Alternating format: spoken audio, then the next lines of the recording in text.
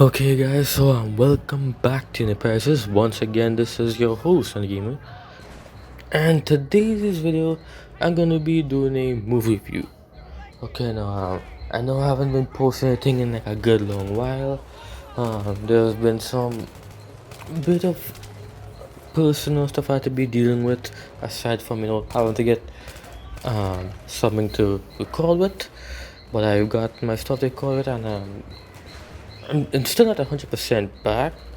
I'm still trying to figure out what to do, considering all the new changing landscape on YouTube. But for the meantime, I'm still going to be reviewing movies as I used to do. Okay, and today I'm going to be reviewing Hobbs and Shaw. Right now, this is a newest installment in the long-going Fast and Furious franchise. And if you guys heard it, it's just a regular group of guys running around in racing cars, all that stuff, right? Well, to be honest, it used to be that until I think about the sixth Fast and Furious. After that, they basically stopped doing the whole, racing car stuff and that stuff. Um, Now it's just basically action and thriller and those types of drama, right? And Hobbs and Shaw, it basically continues that formula, you know, the stuff that you've come to expect in the Fast and Furious franchise as of late from Furious 7 and Furious 8. It's here and it's taken to another level as usual, as you expect. So, in short, to say this movie does give you what you expect, and not entirely a bad thing actually. For starters, it's very entertaining to watch to see The Rock and Jason Statham character interact with each other and all that crazy nonsense they do.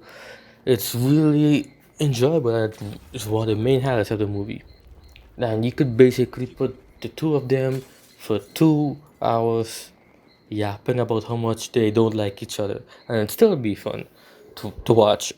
Also, Idris Elba as a villain is not like the best villain out there, but he works. He's actually pretty fun to watch too.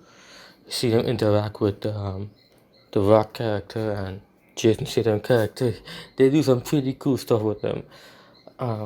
Also, there are some other side characters they introduce, and along with some couple of pretty legit cameos that you didn't expect, that really does elevate the movie. So, in short, this movie does give you everything and then some in terms of being an entertaining action movie, and it's definitely worth, especially if you're a recent Fast and Furious fan.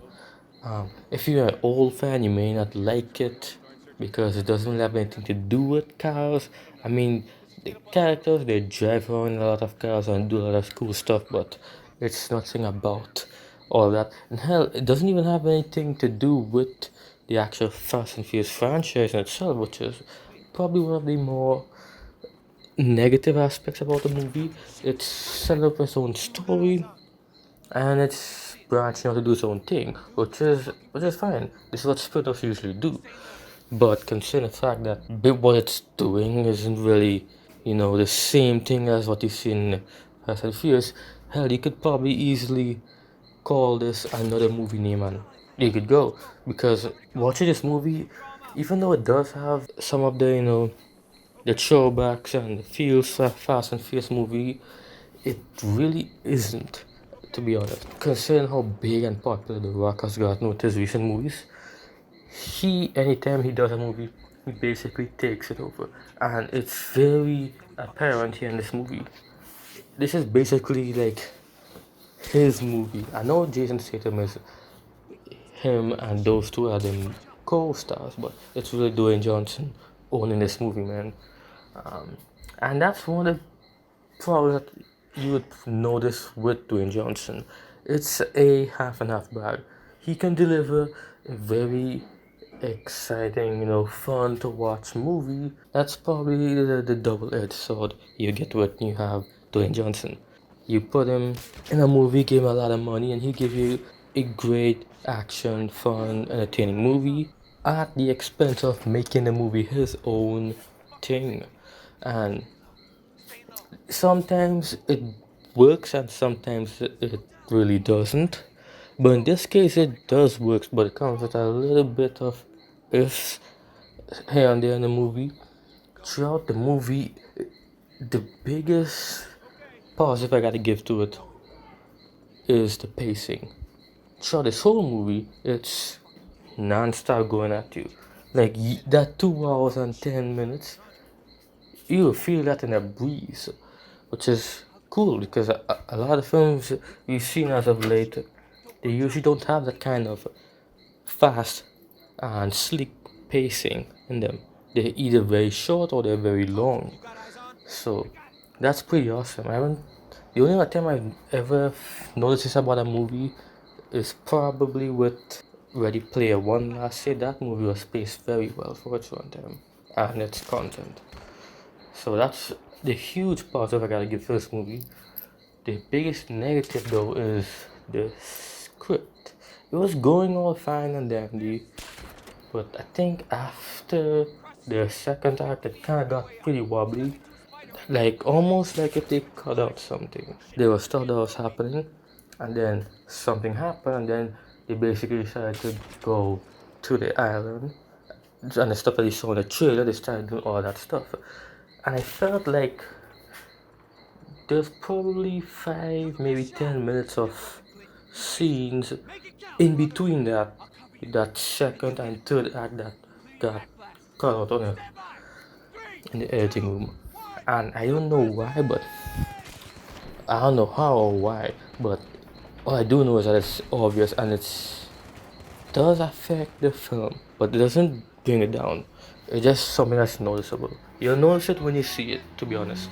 To be frank, a lot of the Fast and Furious fans, the purists of the franchise who wants it to go back to racing and such, I can understand their whole view of the franchise.